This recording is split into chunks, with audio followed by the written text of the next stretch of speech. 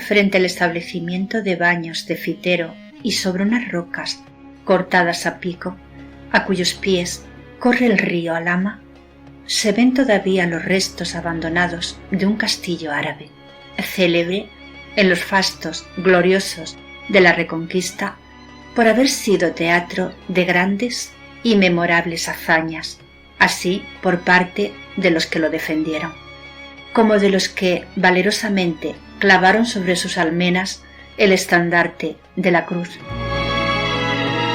De los muros no queda más que algunos ruinosos vestigios. Las piedras de la atalaya han caído unas sobre otras al foso y lo han cegado por completo. En el patio de armas crecen zarzales y matas de jaramagos. Por todas partes, a donde se vuelven los ojos, no se ve más que arcos rotos, sillares oscuros y carcomidos. Aquí un lienzo de barbacana, entre cuyas hendiduras nace la hiedra. Allí un torreón que aún se tiene en pie, como por milagro. Más allá los postes de argamasa, con las anillas de hierro que sostenía el puente colgante. Durante mi estancia en los baños, ya por hacer ejercicio que, según me decían, era conveniente al estado de mi salud, ya arrastrado por la curiosidad, todas las tardes tomaba entre aquellos vericuetos el camino que conduce a las ruinas de la fortaleza árabe, y allí me pasaba las horas y las horas escarbando el suelo por ver si encontraba algunas armas, dando golpes en los muros para observar si estaban huecos y sorprender el escondrijo de un tesoro, y metiéndome por todos los rincones con la idea de encontrar la entrada de alguno de los subterráneos que es fama existen en todos los castillos de los moros.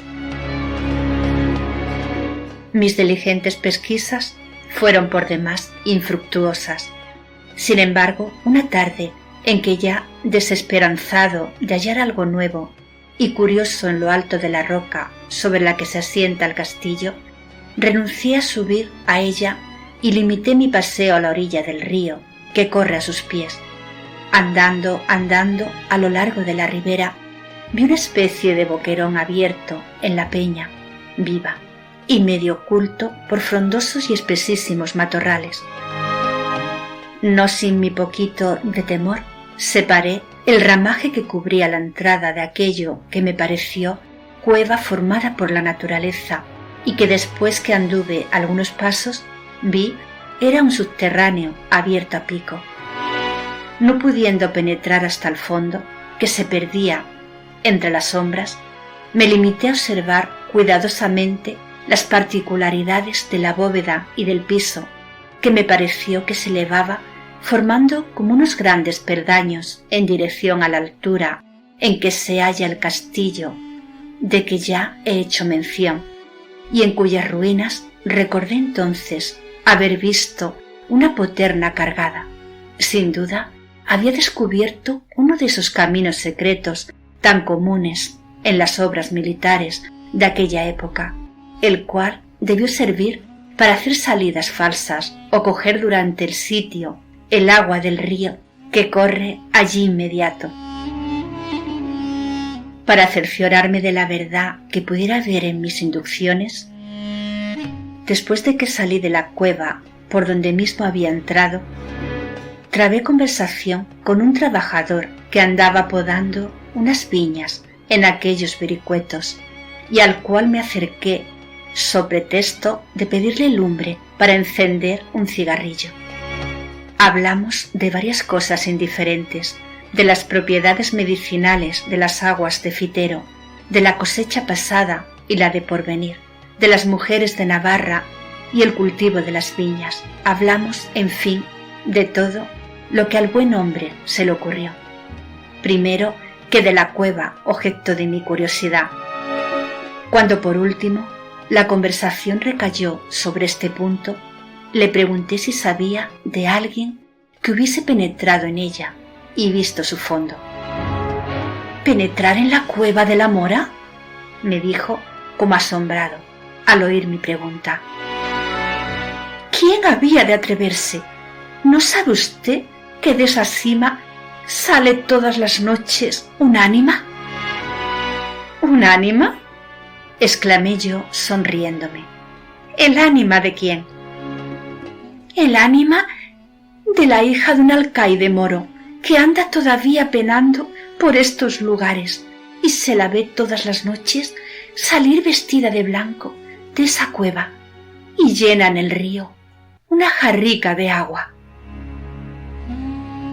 Por la explicación de aquel buen hombre vine en conocimiento de que acerca del castillo árabe y del subterráneo que yo suponía en comunicación con él había alguna historieta, y como yo soy muy amigo de oír todas estas tradiciones, especialmente de los labios de la gente del pueblo, le supliqué me la refiriese, lo cual hizo poco más o menos en los mismos términos que yo a mi vez se lo voy a referir a mis lectores. Cuando el castillo, del que ahora solo restan algunas informes ruinas, se tenía aún en los reyes moros, y sus torres, de las que no han quedado piedra sobre piedra, dominaban desde lo alto de la roca en que se tiene asiento todo aquel fertilísimo valle que fecunda el río Alhama. Ocurrió, junto a la villa de Fitero, una reñida batalla, en la cual cayó herido y prisionero de los árabes un famoso caballero cristiano, tan digno de renombre por su piedad como por su valentía. Conducido a la fortaleza y cargado de hierros por sus enemigos, estuvo algunos días en el fondo de un calabozo, luchando entre la vida y la muerte, hasta que, curado casi milagrosamente de sus heridas, sus deudos le rescataron a fuerza de oro. Volvió el cautivo a su hogar. Volvió a estrechar entre sus brazos a los que le dieron el ser, sus hermanos de armas, y sus hombres de guerra se alborozaron al verle, creyendo llegada la hora de emprender nuevos combates. Pero el alma del caballero se había llenado de una profunda melancolía, y ni el cariño paterno ni los esfuerzos de la amistad eran parte a disipar su extraña melancolía. Durante su cautiverio logró ver a la hija del alcaide moro, de cuya hermosura tenía noticias por la fama antes de conocerla, pero cuando la hubo conocido la encontró tan superior a la idea que de ella se había formado, que no pudo resistir la seducción de sus encantos y se enamoró perdidamente de un objeto para él imposible. Meses y meses pasó el caballero forjando los proyectos más atrevidos y absurdos. Ora imaginaba un medio de romper la barrera que los separaba de aquella mujer. Ora hacía los mayores esfuerzos para olvidarla. Ya se decidía por una cosa, ya se mostraba partidario de la otra, absolutamente opuesta, hasta que al fin, un día, reunió a sus hermanos y compañeros de armas, mandó llamar a sus hombres de guerra y después de hacer con el mayor sigilo todos los aprestos necesarios, cayó de improviso sobre la fortaleza que guardaba a la hermosura objeto de su insensato amor.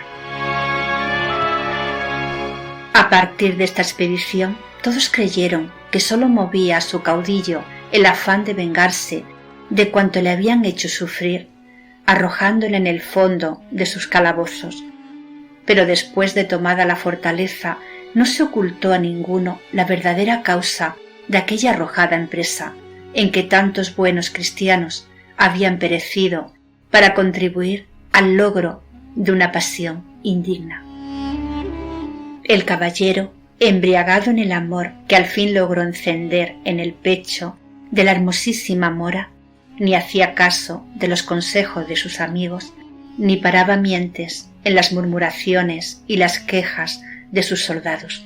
Unos y otros clamaban por salir cuanto antes de aquellos muros, sobre los cuales era natural que habían de caer nuevamente los árabes, repuestos del pánico de la sorpresa. Y en efecto, sucedió así. El alcaide allegó gente de los lugares comarcanos, y una mañana el vigía que estaba puesto en la atalaya de la torre bajó a anunciar a los enamorados amantes que por toda la sierra que desde aquellas rocas se descubre se veía bajar tal nublado de guerreros que bien podía asegurarse que iba a caer sobre el castillo la morisma entera.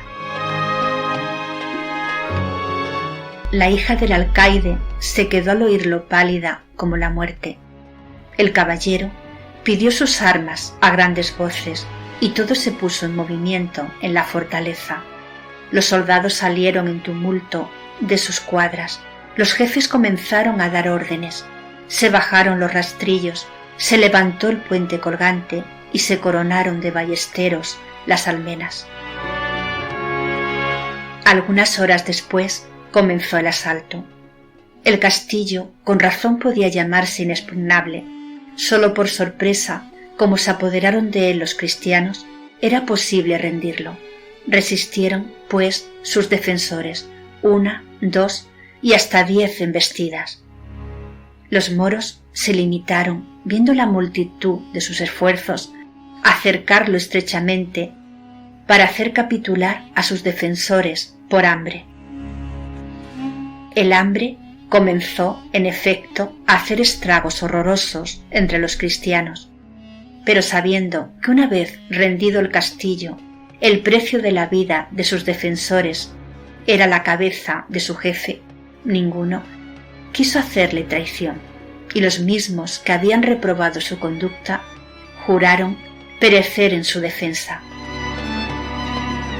Los moros, impacientes, resolvieron dar un nuevo asalto al mediar la noche. La embestida fue rabiosa, la defensa desesperada y el choque horrible.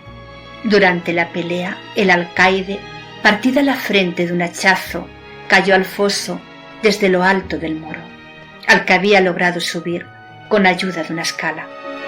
Al mismo tiempo que el caballero recibía un golpe mortal en la brecha de la barbacana, en donde unos y otros combatían cuerpo a cuerpo entre las sombras. Los cristianos comenzaron a cejar y a replegarse. En este punto, la mora se inclinó sobre su amante, que yacía en el suelo moribundo, y tomándole en sus brazos con unas fuerzas que hacían mayores la desesperación y la idea del peligro, lo arrastró hasta el patio de armas. Allí tocó a un resorte, y por la boca, que dejó ver una piedra al levantarse, como movida de un impulso sobrenatural, desapareció con su preciosa carga y comenzó a descender hasta llegar al fondo del subterráneo. Cuando el caballero volvió en sí, tendió a su alrededor una mirada llena de extravío y dijo: «Tengo sed, me muero, me abrazo». Y en su delirio, precursor de la muerte, de sus labios secos por los cuales silbaba la respiración al pasar, solo se oían salir estas palabras angustiosas: «Tengo sed, me abrazo, agua, agua». La mora sabía que aquel subterráneo tenía una salida al valle por donde corre el río. El valle y todas las alturas que lo coronan estaban llenos de soldados moros que, una vez rendida la fortaleza, buscaban en vano por todas partes al caballero y a su amada, para saciar en ellos su sed de exterminio. Sin embargo, no vaciló un instante, y tomando el casco del moribundo, se deslizó como una sombra por entre los matorrales que cubrían la boca de la cueva y bajó a la orilla del río. Ya había tomado el agua, ya iba a incorporarse para volver de nuevo al lado de su amante, cuando silbó una saeta y resonó un grito. 2 guerreros moros que velaban alrededor de la fortaleza habían disparado sus arcos en la dirección en que oyeron moverse las ramas. La mora, herida de muerte, logró, sin embargo, arrastrarse a la entrada del subterráneo y penetrar hasta el fondo, donde se encontraba el caballero. Este, al verla cubierta de sangre y próxima a morir, volvió en su razón y conociendo la enormidad del pecado que tan duramente espiaban, volvió los ojos al cielo, tomó el agua que su amante le ofrecía y sin acercársela a sus labios, preguntó a la mora: ¿Quieres ser cristiana? ¿Quieres morir en mi religión y si me salvo, salvarte conmigo?